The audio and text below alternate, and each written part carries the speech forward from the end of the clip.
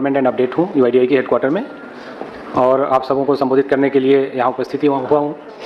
Basically आधार के बारे में आप लोग इतने सालों से काम कर रहे हैं, तो मैं उन सब बातों को नहीं दोहराऊंगा जो आप करते आ रहे हैं। जो आधार एनरोलमेंट आप कर रहे हैं, आधार अपडेट कर रहे हैं, वो सब चीज़ें चलेंगी। उसके बारे में जो अदर एस्पेक्ट हैं, उसके बारे में जो एरर्स की बात है वो श्रीनिवास जी हमारे सहयोगी हैं, वो आपसे करेंगे।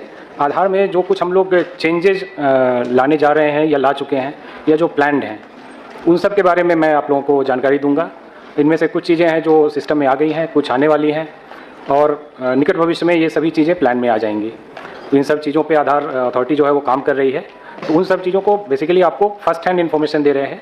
अभी हमने इनमें से बहुत सारी चीज़ों को पब्लिक डोमेन में नहीं लाया है, फिर भी हम आपको अपना पार्टनर समझते हुए ये सारी चीज़ें आपके साथ शेयर कर रहे हैं। पहले तो जानकारी देना चाहूँगा आधार सैचुरेशन के बारे में।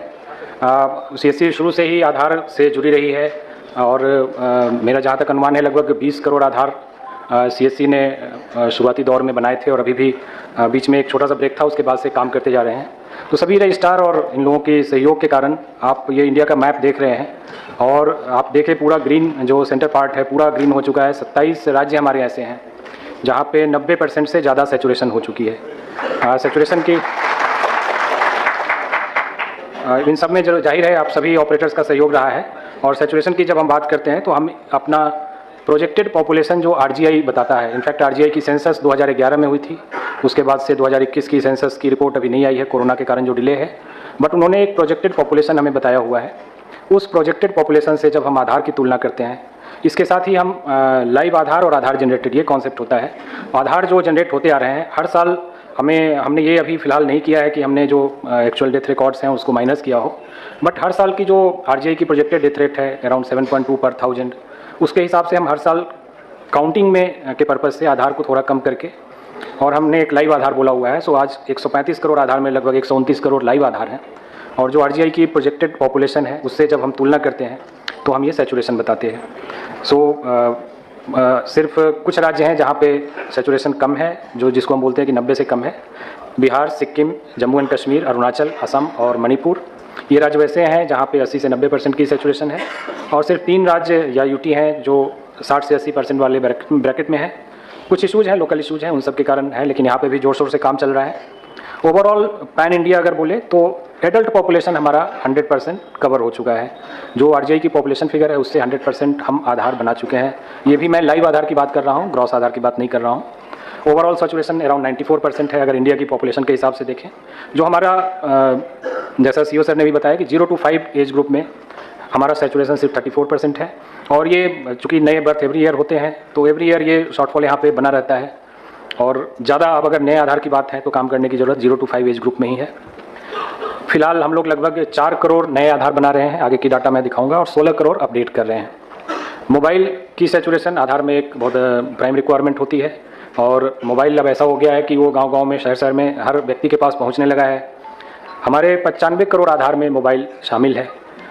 अभी भी लगभग 40 करोड़ आधार में हमें मोबाइल जोड़ने की ज़रूरत है। एक और है जो मैंडेटरी बायोमेट्रिक अपडेट की बात है, वो अभी लगभग 5 करोड़ पर ईयर हो रहे हैं। इसके बारे में भी आगे छोटी सी जानकारी दूंगा आपको। ये हमारा कंपैरिजन है year wise enrolment and update का।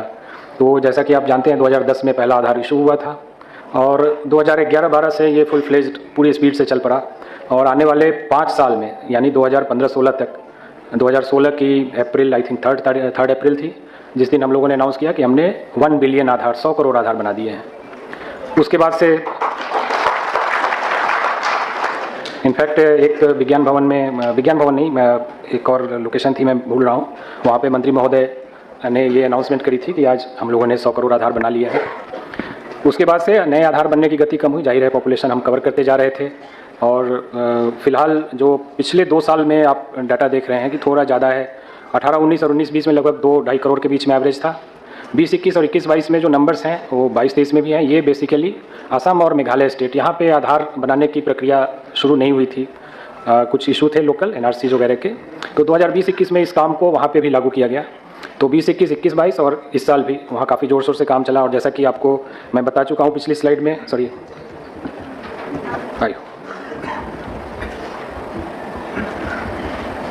पिछली स्लाइड में कि असम की सैचुरेशन जो है वो 80 to 90 में आ चुकी है और मेघालय अभी 60 to 80 में है। तो इस तरह से आगे चल के नए आधार का काम और भी थोड़ा कम ही होगा, क्योंकि सिर्फ 0 to 5 की पॉपुलेशन को कम करेंगे, लेकिन अपडेट का काम लगातार बढ़ता जा रहा है। पिछले 2017-18 से 20-21 तक आप देखें तो फ्लैट 9 करोड़ के आसपास अपडेट था, लेकिन 21-22 में ये 16 करोड़ हुआ। इस साल भी जो डाटा है वो उम्मीद है कि ये 16 करोड़ के आसपास रहेगा और आगे और बढ़ने के चांसेस हैं। अगला एक नया काम आधार के पास आधार होल्डर्स के लिए हम लोगों ने शुरू किया है, जिसको डॉक्यूमेंट अपडेट बोलते हैं। इसके बारे में विशेष चर्चा हमारे अगले अतिथि श्री संजय रौतेला जी करेंगे, विस्तार से करेंगे। यहाँ पे मैं बेसिकली इसको शॉर्ट में ये बताना चाहता हूँ कि जैसा कि आपने पिछली स्लाइड में देखा कि जो अपडेट हुए हैं लगभग 60 करोड़ अपडेट हुए हैं, जबकि आधार 135 करोड़ बना है। तो अगर हम ये भी मान लें कि एक आधार में एक ही अपडेट हुए हैं, तो भी 75 करोड़ आधार ऐसे हैं जिनमें कोई अपडेट नहीं हुआ है। और जाहिर है कि बहुत सारे हमारी जनसंख्या है जो गाँव में रहती है, तो वहाँ पे कोई अपडेट की ज़रूरत नहीं है। उनका जो एक एड्रेस है वो परमानेंट एड्रेस होता है और उसमें कोई चेंज नहीं होता है। नाम, उम्र, जेंडर और एड्रेस, यही 4 चीज़ें हम लेते हैं। अगर इन 4 में कोई चेंज नहीं है तो कोई अपडेट की ज़रूरत नहीं है उनको। लेकिन हम लोग चाह रहे हैं कि जिन लोगों के आधार 10 साल से ज़्यादा पुराने हो गए हैं, वो कम से कम एक बार, अगर उनके एड्रेस या डेमोग्राफिक्स में कोई चेंज नहीं हुआ है, फिर भी वो एक अपडेट हमारे साथ करें और अपनी रिसेंट प्रूफ ऑफ आइडेंटिटी और प्रूफ ऑफ एड्रेस डॉक्यूमेंट जमा करें, ताकि उनके आधार को हम रीवैलिडेट कर सकें। उनके आधार को हम दोबारा से ये जान सकें कि हाँ वो आधार बनवाए थे और स्टिल वो सिस्टम में हैं और उनकी ये नई डॉक्यूमेंट्स हैं हमारे पास। तो जैसा कि आप देखेंगे, अब 10 साल पुराने आधार को अपडेट करने की बात है, तो 2011-12 के जो 15 करोड़ आधार हैं उनके लिए ये टाइम पूरा हो चुका है। 2012-13 में फिर से 15 करोड़ आधार बने थे, तो हम लोग अभी नवंबर में हैं और दिसंबर, अगले 4 महीने में ये 15 करोड़ आधार भी ड्यू हो जाएंगे अपडेट करने के लिए। और उसके आने वाले 1 साल और में लगभग 30 करोड़ आधार बने थे। सो आने वाले 16 महीने में लगभग 60 करोड़ आधार हैं जो इस प्रक्रिया के लिए एलिजिबल हो जाएंगे कि उनका डॉक्यूमेंट एक बार अपडेट किया जा सके। ये पूरे आधार इकोसिस्टम के लिए बहुत बड़ी चुनौती है कि हमें लगभग अगले आने वाले 16 महीने में 60 करोड़ आधार अपडेट करने हैं। इसके लिए बड़े पैमाने पे हम मीडिया कैंपेन कर रहे हैं। आप लोगों को भी आज कुछ पैम्पलेट दिया गया होगा। तो जिनके आधार में कोई डेमोग्राफिक चेंज नहीं भी है, तो भी उन्हें एक डॉक्यूमेंट हमारे पास सबमिट करना है।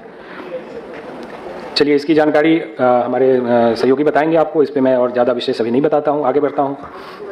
अगली प्रक्रिया है चाइल्ड इनरोलमेंट की प्रक्रिया।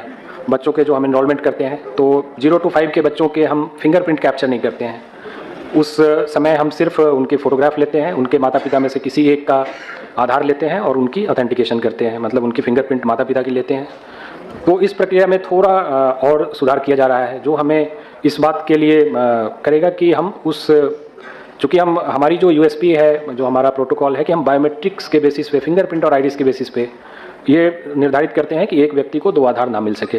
लेकिन 0 to 5 एज ग्रुप के बच्चों में क्या होता है कि उनकी बायोमेट्रिक्स तो हमने ली नहीं, तो उनका जो डेमोग्राफिक इन्फॉर्मेशन है उसके बेसिस पे हम डीडुप्लीकेशन करते हैं।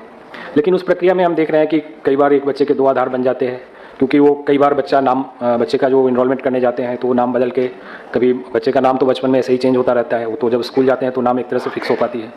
तो उस प्रक्रिया को ज़्यादा ऑथेंटिक बनाने के लिए हम लोग ये करने जा रहे हैं कि हम दोनों माता पिता दोनों के आधार नंबर उसमें लेंगे, जिससे हमको डीडुप्लीकेशन जब हम करें तो उस माता पिता के डिफरेंट जो उन माता पिता को हेड करते हुए जो आधार बने होंगे उनको कैप्चर करके हम डीडुप्लीकेशन कर सकें, ताकि एक बच्चे को डुप्लीकेट आधार इशू ना हो।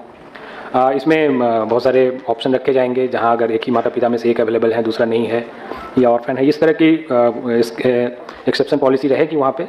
बट ये बेसिकली एक प्रक्रिया हम लाने जा रहे हैं। दूसरा कि RGI जो रजिस्ट्रार जनरल ऑफ इंडिया है, उन्होंने बर्थ रजिस्ट्रेशन के लिए भी काफ़ी मेहनत करी हुई है। तो हम लोग ये प्रपोज करने जा रहे हैं कि आगे के आधार में जो बच्चों का आधार बनेगा तो प्राइमरी डॉक्यूमेंट सिर्फ बर्थ सर्टिफिकेट होगा। बर्थ सर्टिफिकेट के अलावा दूसरे डॉक्यूमेंट को हम लोग एक्सेप्शन में ही स्वीकार करेंगे, अदरवाइज स्वीकार नहीं करेंगे। तो इस पर भी काम चल रहा है। आने वाले कुछ महीनों में ये प्रक्रिया पूरी तरह से सिस्टम में आ जाएगी। हमें जो अपना क्लाइंट है उसको अपडेट करना है, अपग्रेड करना है, उस प्रक्रिया में है। तो ये आप लोगों के लिए जानकारी है कि फ्यूचर में जब आप बच्चों का इनरोलमेंट करेंगे तो दोनों माता पिता के दोनों का आधार लेना होगा और बर्थ सर्टिफिकेट लगाना होगा। साथ ही आधार लिंक बर्थ रजिस्ट्रेशन, ये एक प्रक्रिया है जिसमें हम RGI जो बर्थ रजिस्ट्रेशन करती है उसका डाटा सॉफ्टवेयर से डायरेक्टली API के माध्यम से हम लेते हैं और जो बर्थ सर्टिफिकेट में डाटा है उसी डाटा के आधार पे आधार बनाया जाता है। तो इस प्रक्रिया में RGI का सहयोग चल रहा है और लगभग 17 राज्यों और केंद्र शासित प्रदेश में हमने इस प्रक्रिया को रोल आउट कर लिया है। बाकी जगह पे काम चल रहा है, हमें ये 36 स्टेट तक, यूटी तक पहुंचना है। तो इस प्रक्रिया के होने के बाद मतलब ऑनलाइन तरीके से आधार, बच्चों के आधार 0 to 5 एज ग्रुप के आधार को हम बनाने के लिए आगे बढ़ेंगे। हो सकता है कई स्टेट में, खास करके हरियाणा वगैरह में, शायद सीएससी भी हरियाणा गवर्नमेंट के साथ शायद टाइड अप है, तो इस प्रक्रिया को आप लोग जानते होंगे जो वहाँ पे काम कर रहे हैं। हमने कई राज्यों के हेल्थ मिनिस्ट्री को भी अप्रोच किया है कि वो भी अपने सिस्टम को इन बच्चों के इनरोलमेंट के लिए लगाएं, और ये सिस्टम ALBR जो आधार लिंक्ड बर्थ रजिस्ट्रेशन है उससे जब लिंक हो जाएगा तो डाटा कैप्चर RGI की सॉफ्टवेयर से डायरेक्ट होगा। अगली प्रक्रिया जो है बच्चों के मैंडेटरी बायोमेट्रिक अपडेट की है। तो मैंडेटरी बायोमेट्रिक अपडेट जो हमारा रेगुलेशन आधार का है वो बोलता है कि बच्चों को 5 से, जब वो उनकी उम्र 5 साल की हो जाती है तो अगले 2 साल के अंदर, 5 से 7 साल के बीच में, और पुनः 15 से, जब उनकी उम्र 15 साल की हो जाती है तो अगले 2 साल के अंदर 15 से 17 के बीच में उन्हें एक बार अपना बायोमेट्रिक अपडेट कराना है। 5 से 7 साल वाले एज ग्रुप के लिए तो ये ज़रूरी है क्योंकि उनकी बायोमेट्रिक हमारे पास है ही नहीं, तो ये तो करना बहुत ही ज़रूरी है। और 15 से 17 में भी, चूँकि अब मान लीजिए 5 साल के बच्चे ने कराया तो उसकी जो फोटोग्राफ आधार पे होगी, जो उसकी फिंगरप्रिंट, फिंगर की साइज़ होगी वो काफ़ी छोटी होगी, तो इसलिए वो 15 के एज में एक बार अपडेट कराना जरूरी है ताकि उसकी फ़ोटो अपडेट हो जाए।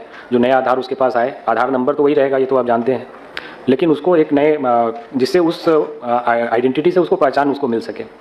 तो ये अभी तक हमने काफ़ी इस पर कैंपेन भी किया और लोगों को किया कि भाई आप आधार मैंडेटरी बायोमेट्रिक अपडेट करवाएं, लेकिन उसके बावजूद बहुत सारे लोगों ने अभी करवाया नहीं है। तो एक चेंज हम लोग अपनी पॉलिसी में लाने जा रहे हैं जो कि 1 जनवरी से लागू होगा। इसमें है कि जो UIDAI ने 2 साल की परमिशन दी है कि 2 साल के अंदर आप अपडेट करा लें, अगर उस पीरियड में आप अपडेट कराते हैं तब तो वो पैसे UIDAI आपको लिए फ्री ऑफ कॉस्ट होगा, UIDAI संबंधित रजिस्ट्रार को पैसे देगी।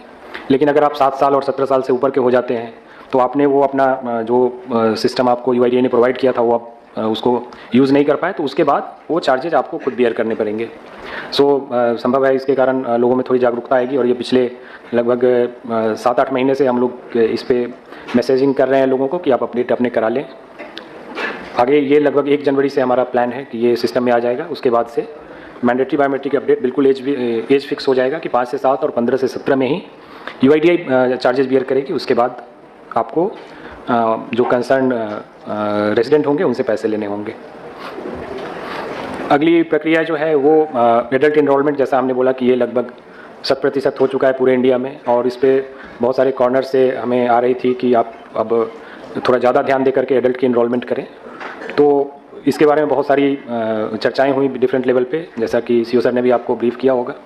तो इस एडल्ट इनरोलमेंट को हम लोग कुछ सेलेक्टेड सेंटर पे डेजिग्नेट करने जा रहे हैं, जो सेंटर बहुत ही कम होंगे। हर एक ब्लॉक या तहसील में एक सेंटर होगा और एक सेंटर डिस्ट्रिक्ट में होगा। लेकिन मैं अगली स्लाइड में आपको बताऊंगा कि इस कारण से आप लोगों को कोई ज़्यादा परेशान होने की ज़रूरत नहीं है। हमने 2022-23 का डाटा एनालिसिस किया है, लगभग 6 महीने का डाटा जो अप्रैल से सितंबर तक का है। इस पीरियड में लगभग 10 करोड़ ट्रांजैक्शन हुए हैं, और जिसमें से सिर्फ 20 लाख एडल्ट के इनरोलमेंट हुए हैं, जो कि लगभग 2% से भी थोड़ा कम है, 2% मान लेते हैं। 98% ट्रांजैक्शन जो है वो इस रेस्ट्रिक्शन में कवर नहीं होता है। इसके अलावा जो डॉक्यूमेंट अपडेट है वो एक अपने आप में, मैंने बताया कि 60 करोड़ आधार अगले 16 महीने में अपडेट करने हैं, वो भी इस रेस्ट्रिक्शन में कवर नहीं होता है। तो मेरा ये कहना है कि इसके लिए इस 2% काम को अगर हम रेस्ट्रिक्ट भी करेंगे तो इससे आप लोगों के वर्कलोड पे कोई कमी नहीं होने वाली है। वर्कलोड पहले से बहुत ज़्यादा बढ़ने ही वाला है। तो ये UIDAI की एक डिसीजन है कि हम बहुत ही सेलेक्टिव वे में इनरोलमेंट करें, ताकि जो व्यक्ति अभी मतलब ये तो आश्चर्य की बात है कि भाई पिछले 10 साल से आपने आधार क्यों नहीं बनवाए, तो उनके लिए हमें बहुत तरह की जांच करके उनको अब आधार देने की ज़रूरत है। तो इसमें आप लोगों का सहयोग होगा और आप लोगों को इससे वर्कलोड पे कोई कमी नहीं होगा, ये मैं आश्वस्त करना चाहूँगा। आधार चार्जेज के बारे में फर्स्ट सेशन में हमारे DDGRO दिल्ली महोदय ने बताया था कि डिस्प्ले होना चाहिए रेट चार्ट जो है। हमने नया रेट चार्ट भी फिर से इशू कर दिया है, जिसमें डॉक्यूमेंट अपडेट के जो चार्जेज हैं वो भी ऐड कर दिए गए हैं। तो आप लोग भी रेट चार्ट जो है नया ज़रूर अपने सेंटर पे लगाएं, और ये सारे चार्जेज जो हैं डिस्प्ले करें, ताकि जनता को किसी तरह की दुविधा ना हो कि भाई इस चार्ज के हमें पैसे देने हैं या नहीं देने हैं।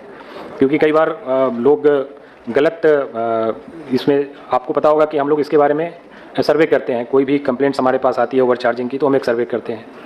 उसके बारे में भी आपको बता दूं कि सर्वे ऐसा नहीं होता है कि एक आदमी ने, किसी ने बोल दिया तो हम उसको सही मान लेते हैं। एक लंबी प्रक्रिया से गुजरते हैं। मिनिमम 10 लोगों से हमें पूछना है, और 10 लोगों ने बात करने के बाद अगर 5 या 5 से ज़्यादा लोगों ने बोला कि नहीं हमसे ज़्यादा पैसे लिए गए हैं, तभी जाके हम उस सर्वे को मानते हैं, नहीं तो उसको हम नहीं मानते हैं। और 1-2 लोगों के बोलने से कोई फ़र्क नहीं होता है, हम उनको ये रिलीज़ कर देते हैं। तो इसलिए आप लोगों को रेट चार्ट लगा के रखना चाहिए ताकि जनता को दुविधा ना हो और सही पैसे वो पे करें आपकी सर्विस लेने के लिए। अगली जानकारी है revise list of supporting document. जैसा कि आप जानते हैं, आप पिछले 10 साल से हमारा एक फिक्स पैटर्न था, proof of identity and proof of address, proof of relationship and proof of date of birth. ये 4 डॉक्यूमेंट हम बनाते थे और ये 4 डॉक्यूमेंट चाहे आप न्यू एनरोलमेंट करें या अपडेट करें, सब में कॉमन होता था। तो अभी तक जो जानकारी है कि वो एक ही डॉक्यूमेंट है, आप उससे एनरोलमेंट भी कर सकते हैं, अपडेट भी कर सकते हैं। लेकिन हम इस प्रक्रिया में फिर से चेंज लाने वाले हैं। हो सकता है आने वाले नए साल में ये आपको देखने को मिले कि अब 3 तरह के डॉक्यूमेंट होंगे। पहला होगा जो चाइल्ड 0 to 5 न्यू एनरोलमेंट, इसमें सिर्फ और सिर्फ बर्थ सर्टिफिकेट होगा और उसके अलावा कुछ एक्सेप्शन डॉक्यूमेंट होंगे जिनके पास किसी तरह से ये बर्थ सर्टिफिकेट नहीं है। और बाकी न्यू एनरोलमेंट जो 5 से 18 एज ग्रुप या एडल्ट के लिए होगा, उसमें बहुत ही रेस्ट्रिक्टेड टाइप के डॉक्यूमेंट होंगे, वो डिफाइन किए जाएंगे।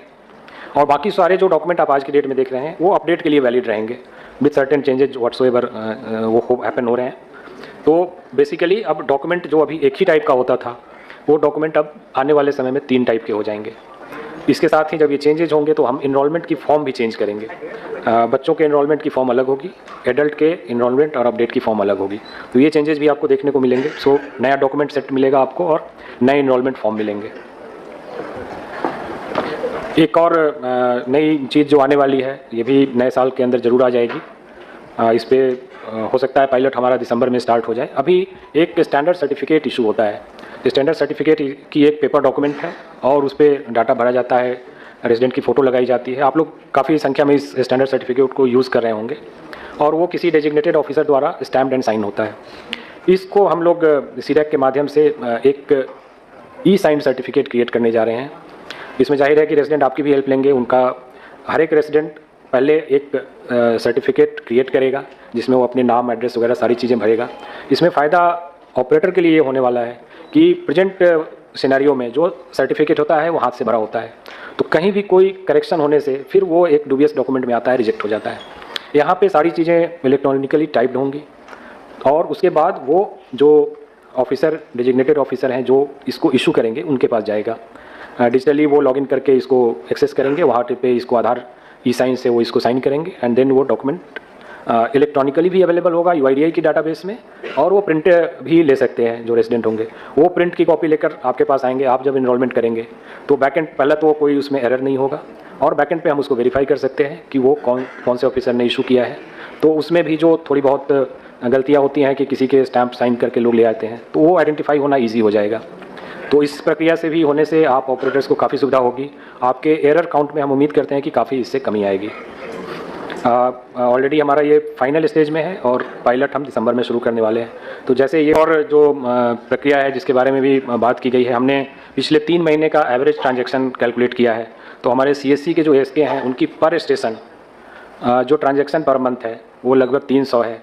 यानी कि अगर मैं 25 दिन से डिवाइड करूँ, 25 वर्किंग डे से, या 30 दिन से भी डिवाइड करूँ तो 10 पर डे पर स्टेशन आता है। और CSC BCs के जो ट्रांजैक्शन हैं वो काफ़ी कम है, लगभग 100 ट्रांजैक्शन एक महीने का। 25 वर्किंग डे का मतलब 4 ट्रांजैक्शन, या 30 वर्किंग डे अगर आप 300 दिन काम करते हैं मतलब 3 से 4 ट्रांजैक्शन। तो ये ट्रांजैक्शन इस बात की ओर इशारा करते हैं कि नंबर्स हमारे एक्टिव स्टेशन के बहुत ज़्यादा हैं।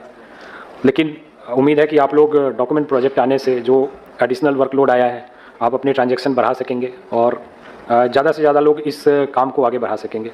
तो ये चीज़ ऐसी है कि हम दोनों बात कैसे जस्टिफाई करें। एक तरफ हम बोलते हैं कि हमें नंबर्स सेंटर बढ़ाने हैं और दूसरी तरफ जो सेंटर है वहाँ से आउटपुट नहीं आ रहा है।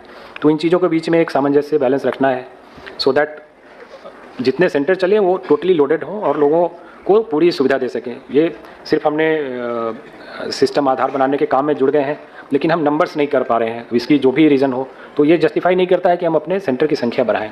तो इस पर भी ध्यान देने की ज़रूरत है। एक तरफ लोग लंबी लंबी क्यू लगा के रहते हैं कि भाई हमें आधार के काम में दिक्कत हो रही है, देरी हो रही है, और दूसरी तरफ जो हमारे सेंटर हैं उनकी एवरेज काफ़ी कम है। तो इस पर भी आप लोग ज़रूर ध्यान देंगे। ये रिजेक्शन की पैरामीटर्स जिसके बारे में भी हमारे DDG महोदय ने बताया था, और इसकी डिटेल प्रेजेंटेशन हमारे श्रीनिवास जी आपको अगली स्लाइड में देंगे। बट ओवरऑल रिजेक्शन जो है वो आप CSC एज ए रजिस्ट्रार, इसमें CSC SK and CSC BCs दोनों शामिल हैं। अराउंड 11.5% है, और इसमें से 8.76% सिर्फ उस कैटेगरी में आते हैं कि document not as per approved list. तो इस पर भी आप लोगों को ध्यान देने की ज़रूरत है कि जो document listed document drop down menu में आपको एनरोलमेंट या अपडेट करते समय मिलता है, वो डॉक्यूमेंट वैसा ही जमा होना चाहिए, कोई भी और डॉक्यूमेंट जमा नहीं होना चाहिए। ओके, सो मेरा ब्रीफ इतना ही था। मैं पुरानी चीज़ें नहीं बताया हूँ, सिर्फ नई चीज़ें बताया हूँ जो आने वाले दिनों में आपके सामने होंगी अगले 1-2 महीने के अंदर। Thank you.